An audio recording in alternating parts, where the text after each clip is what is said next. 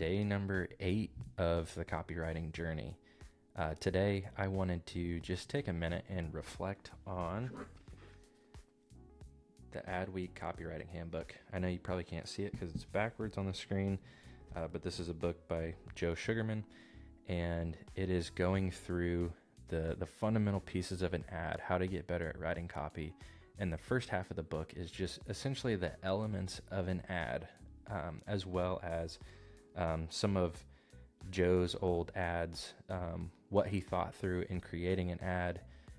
And so I wanted to take a minute and just put on a document the ad flow that I've read so far. I'm about 18 chapters in, but this is the gist of where I'm at so far. And part of this is for me to go through, and then part of this is for anybody else who's just getting started in copywriting. I think that this would be a helpful book, but even if you don't check out the book, I think that these are some helpful points in creating an ad.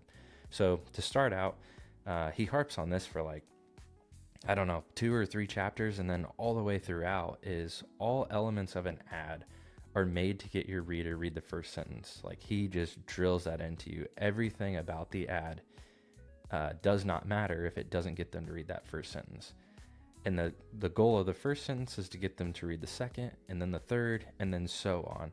So that first sentence is crucial, but so are all the other pieces of the ad that build into that.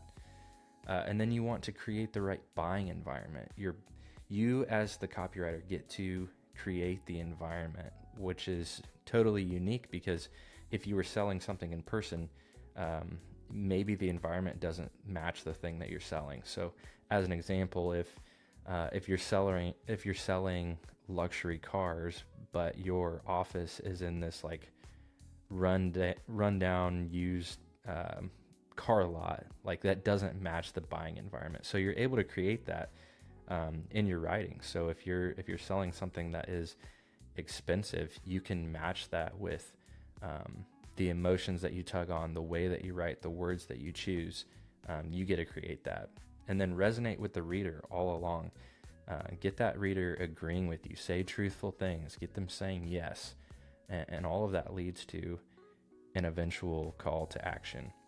And then you want to set up the slippery slide, is what he calls it. And this is just getting them to read that first sentence, the second, the third. All of it should be leading until they eventually, they get all the way through, and then they read that call to action, and we want them to take that action. So the reading should just naturally flow. They should want to read the next sentence and the next and the next.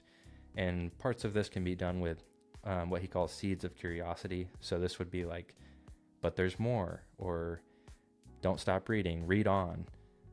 Things like that would draw you back in, draw your attention, and then maybe raise questions and answer questions throughout the ad. But that is a super simple form of the 18 chapters that I've read so far. And like I've said before, I'm obviously not an expert. I am just getting into this. I'm just reading, listening, and learning.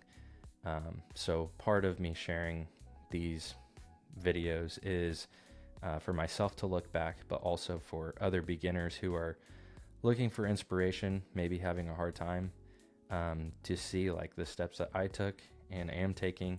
And if I have progress, then you'll be able to see that and maybe even be able to relate to that. So with that said, I would love it if you obviously subscribe here, interact here, but also I've got a free community. It's totally free.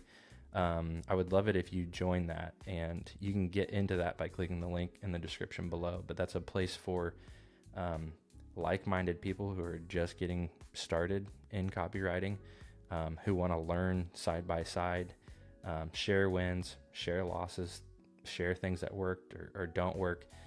We can encourage one another there. So with that, I will see you tomorrow in video number 8.